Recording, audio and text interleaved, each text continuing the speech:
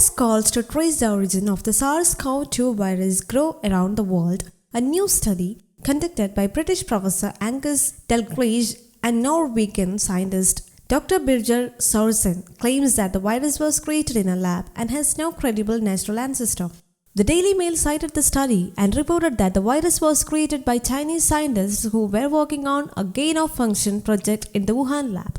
The research, according to the report, claims that scientists took a natural coronavirus backbone found in Chinese cave bats and spliced onto a new spike, turning it into the deadly Covid-19. The study claims that it found unique fingerprints in Covid-19 samples, which, according to them, could have only arisen because of manipulation in a lab. The study alleged deliberate destruction, concealment, or contamination of data at Chinese labs and notes the silencing and disappearance of scientists in China who spoke out about the activities, said news agency ANI.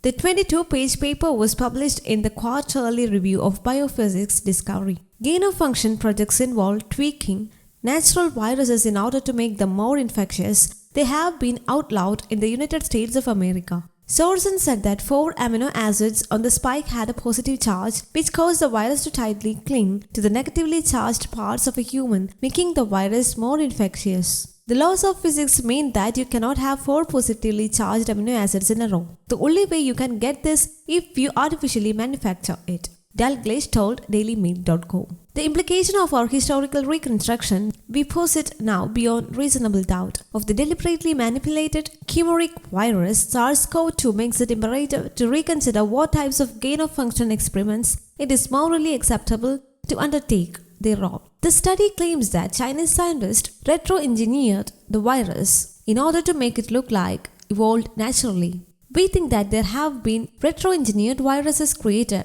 They have changed the virus they tried to make out it was in a sequence years ago, Dalgleish told DailyMail.co. We have seen lab leaks and we know it's happening. We also know from the reports we have seen that coronavirus is worked on at biosafely level 2 or 3 labs.